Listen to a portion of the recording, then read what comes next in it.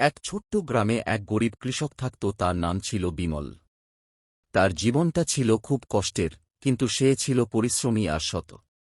ভোরের সূর্য ওঠার আগেই সে মাঠে চলে যেত, আর সন্ধ্যা নামার পর ক্লান্ত শরীরে বাড়ি ফিরত।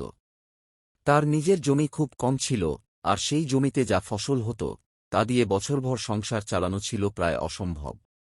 বিমলের সংসারে ছিল তার স্ত্রী শীলা আর ছোট ছেলে রাজু।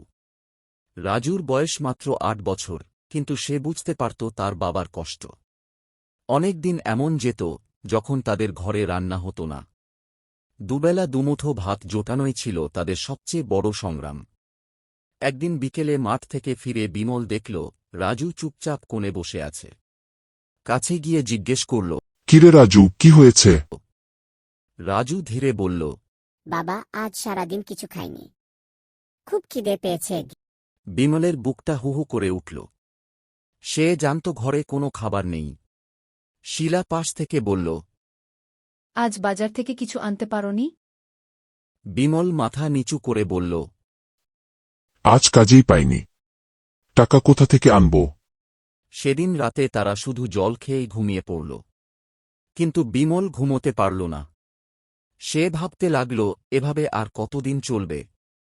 পরদিন ভোরে সে নতুন করে চেষ্টা করার সিদ্ধান্ত নিল। সে পাশের গ্রামের বড় জমিদারের কাছে কাজ খুঁজতে গেল। অনেক অনুরোধের পর জমিদার তাকে কিছু কাজ দিল, ধান কাটার কাজ।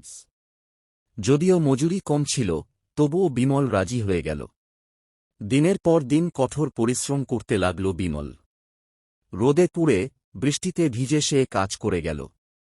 কয়েকদিন পর সে কিছু টাকা পেল। সেই টাকা দিয়ে সে চাল, ডাল আর একটু সবজি কিনে বাড়ি ফিরল। সেদিন অনেকদিন পর তাদের ঘরে চুলা জ্বলল। শীলা রান্না করল আর রাজুর মুখে হাসি ফুটল। রাজু সেদিন পেট ভরে খেল। বাবা, আজ খুব ভালো লাগছে। বিমল হেসে বলল, আরও ভালো দিন আসবে বাবা, আমি চেষ্টা করে যাব। ধীরে ধীরে বিমলের পরিশ্রমের ফল আসতে লাগল। সে কিছু টাকা জমিয়ে পরে সে একটা ছোট্ট জমি কিনে নিয়ে নিজেই চাষ শুরু করল। যদিও কষ্ট ছিল, কিন্তু এবার সে নিজের জন্য কাজ করছিল। কয়েক মাস পর ভালো ফসল হল। সেই ফসল দেখে বিমল খুশিতে নাচতে লাগল। এখন আর তাদের না খেয়ে থাকতে হয় না। বিমল তার ছেলেকে বলল, জীবনে কষ্ট আসবেই, কিন্তু হাল ছেড়ে দিলে চলবে না। পরিশ্রম করলে একদিন ফল পাবেই। তারপর তারা খুশিতে জীবন কাটাতে লাগল।